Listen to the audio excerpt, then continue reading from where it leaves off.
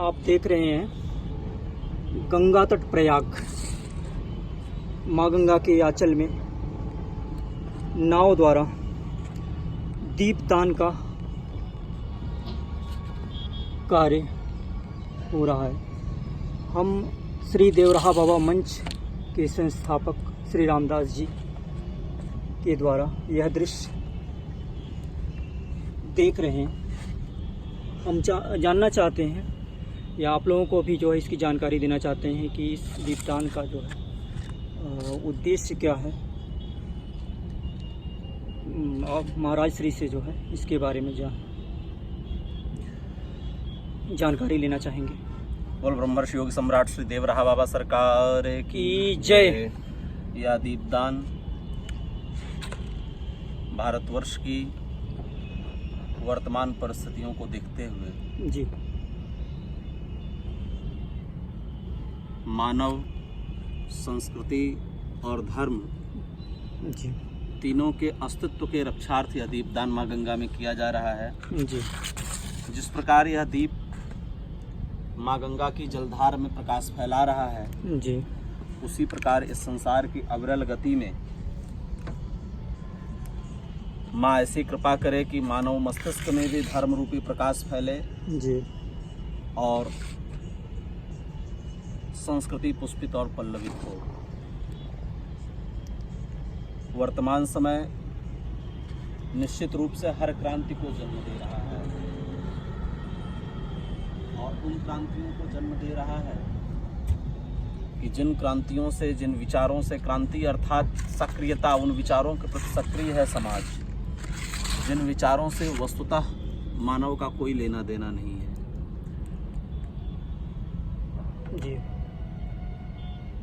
सारी दुनिया आर्थिक समृद्धि की ओर पलायन कर रही है, आर्थिक समृद्धि की ही चेतना को सर्वोच्च मान करके जी जी रही है और उसी ओर भाग रही है। ये तो ठीक चारवाक दर्शन का प्रतिपादन आज समाज में देखने को मिल रहा है कि यावत जीवेत ऋणम जीवेत घृतम, यावत जीवेत सुखम जीवेत ऋणम कृत्वा घृतम पीवेत भस्मीभूतस्य देहस्य पुनरागमनम कुतः। जी आज समाज में जो स्वयं के अस्तित्व पर जो चिंतन था कि हम कौन हैं, क्यों हैं, कहाँ से पैदा हुए हैं, हमारे जीवन का वस्तुतः उद्देश्य क्या है, यह विचार ही समाज से समाप्त होता जा रहा है। समाज इस ओर जो है विचार ही नहीं करना चाहता, समाज इस ओर जाना ही नहीं चाहता।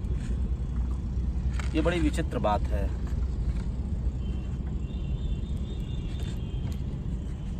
समाज का जो मौलिक चिंतन होना चाहिए कि स्वस्थ मानव का निर्माण करे, जी समाज का जो मौलिक चिंतन होना चाहिए कि धर्म कैसे अगली पीढ़ी तक पहुँचे, समाज का जो चिंतन होना चाहिए कि शिक्षा केवल इसलिए दी जाए कि केवल मानव का जन्म हो सके। शिक्षा अर्थ के लिए कभी नहीं होती है।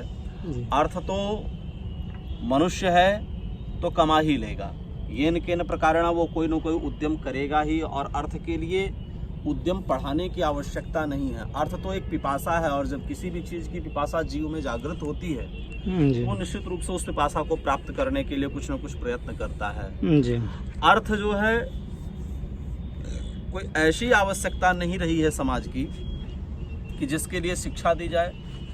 अर्थ कोई ऐसी आवश्यकता नहीं रही है कभी समाज की कि जिसके लिए सारे तंत्र राष्ट्र के लगा दिए जाएं। आर्थिक मंदी आ रही है, आर्थिक वृद्धि हो रही है, अर्थव्यवस्था चरमरा रही है, अर्थव्यवस्था ही बढ़ानी है। ये जो अर्थ की ही बातें हैं, केवल अर्थ की बातें हो रही हैं राष्ट्रीय स्तर पर, और अर्थ से चूके तो युद्ध की बातें हो रही हैं, अशांति की बातें हो रही हैं। ये मुझे लगता है कि ये वैचारिक स्तर का विघटन है मानव में। जो मूल मानव का स्वरूप है वहाँ अर्थ का कोई चिंतन ही नहीं है, क्योंकि अर्थ तो समाज की एक व्यवस्था है जी। और अगर समाज रहेगा तो व्यवस्था रहेगी। समाज है तो व्यवस्था है। जैसे पूरी दुनिया चिल्लाती है विकास नहीं है, विकास नहीं है, विकास नहीं है। विकास तो मानव की एक अवधारणा है, मानव की एक आवश्यकता है। आप देखते हैं सनई सनई विकास होता है। जैसे बहुत योग्य राजा हो गया तो बहुत तेज़ी से विकास हो जाता है, क्योंकि राजा भी उसी मानसिकता में ढल जाता है। राजा भी ऐसा होता है कि उसकी भी इच्छा रहती है, उसकी इच्छा शक्ति दृढ़ होती है कि विकास होना चाहिए, समाज में ये बनना चाहिए, वो बनना। अगर राजा ना बहुत महत्वाकांक्षी हो तो भी विकास तो समाज की अवधारणा है। जैसे आपकी पेन खत्म हो गई तो आपको पेन लेनी है, आप पेन लेने जाएंगे, 1 रुपया मार्केट में खर्चा करेंगे, वो मार्केट में रुपया गया, जिसके पास गया वो दूसरी अच्छी पेन लाएगा। और वृद्धि और विकास ये समाज की एक ऐसी आवश्यकता है जो स्वतः स्वचालित है। इसके लिए अगर आप ये सोचें कि आप किसी को श्रेय दें तो ऐसा उचित नहीं है जी। क्योंकि विकास समाज की अवधारणा है जी। और समाज अगर रहेगा तो विकास होता ही रहेगा। विकास के लिए जो है किसी व्यवस्था की आवश्यकता नहीं है। विकास स्वयं एक व्यवस्था है जो समय समय पर समाज में होती है। महाराज जी, आप जहाँ इस समय जो है दीपदान कर रहे हैं, ये विश्व का जो है सबसे महत्वपूर्ण स्थान है, जहाँ पे सबसे बड़ा विश्व का या वर्ल्ड का कह लीजिए जो है ब्रह्मांड का सबसे बड़ा आयोजन होता है, महाकुंभ। तो यहाँ पे आप जो है आज इस समय दीपदान कर रहे हैं गंगा तट में। मैं तो यहीं रहता ही हूँ जी जी। बताया जाता है कि आपका ये विगत कई सालों से आप यहाँ पे अनवरत जो है आपकी तपस्या जारी है। तो आप जो है इस दीपदान जो का आगाज यहाँ से कर रहे हैं, तो शिक्षा और मानव धर्म की मानी जाए, क्या आप ये पहली आवाज़ इस तरह की लगा रहे हैं कि आप बदलाव चाहते हैं संपूर्ण भारत में शिक्षा और मानव धर्म में? देखिए कि आपकी ये पहली आवाज़? हाँ, ये मेरी पहली आवाज़ ज़रूर है। और मैं कोई बदलाव भारतवर्ष में नहीं चाहता, मैं तो मानव मात्र में एक बदलाव चाहता हूँ जी। मैं मानव मूल्यों में बदलाव चाहता हूँ, जो वस्तुतः आज समाज की अवधारणा हो गई है जी। जिस विचारधारा पर समाज जी रहा है, उस विचारधारा को समाज को छोड़ देना चाहिए। अच्छी बात है, भौतिक विकास कोई खराब चीज़ नहीं, बहुत अच्छी बात है। हम मनुष्य हैं, हमें विकास में संभावनाएं अपनी देखनी चाहिए और समाज में कैसे विकास हो इस पर विचार करना चाहिए। लेकिन विकास के लिए ही जीना और केवल भौतिक विकास के लिए जीना यह उचित नहीं है जी। उससे पूर्व यह विचार करना होगा कि हम मानव हैं, हमारा कुछ और भी धर्म है, हम कौन हैं, कहाँ से आए हैं, क्या उचित है, क्या अनुचित है, क्या करना चाहिए, क्या नहीं करना चाहिए। जब तक मानव स्वयं के ऊपर ऐसा वैचारिक दृष्टिकोण नहीं रखेगा तो समाज बड़ी दुर्व्यवस्था की ओर जा रहा है। अपराध कभी भी शासन से नहीं रोके जा सकते। अपराध चूंकि एक विचार है, अपराध एक विचार है।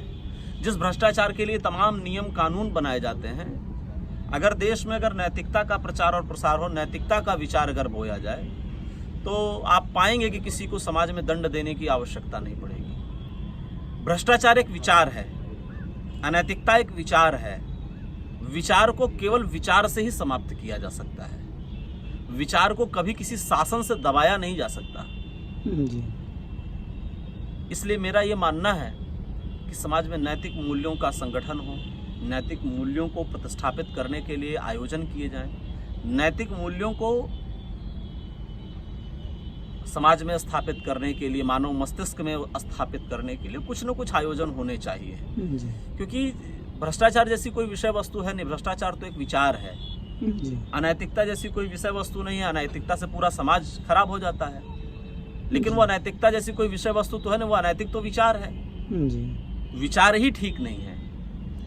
परमात्मा को विचार हुआ तो उसकी इच्छा हुई तो सृष्टि उत्पन्न हो गई। ये सृष्टि ही विचार से है। तो विचार पवित्र होना चाहिए, विचार को पवित्र करना है और उसके लिए निश्चित रूप से अच्छे संदेश समाज में प्रेषित किए जाएं, समाज को अच्छाई की ओर मोड़ा जाए तो बहुत अच्छी बात है। आपके अनुसार वैचारिक क्रांति ला करके जो है मानव धर्म और समाज में अलग परिवर्तन जो है, शिक्षा के क्षेत्र में अलग परिवर्तन लाया जा सकता है? समाज में जब भी कोई विश्व में वैश्विक पटल पर जब भी कोई क्रांति हुई है तो वो पहले विचार से ही प्रस्फुटित हुई है।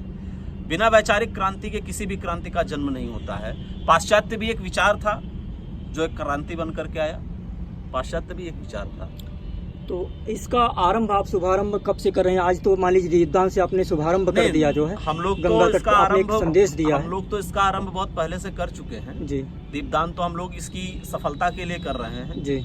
और बहुत शीघ्र ही हम लोग इस पर बहुत अच्छा आयोजन, बहुत अच्छा कार्य जी प्रयास करेंगे करने का जी। आगे भगवती इच्छा, जैसे माँ गंगा चाहेगी वैसा होगा, जैसा बाबा चाहेंगे वैसा होगा जी। धन्यवाद।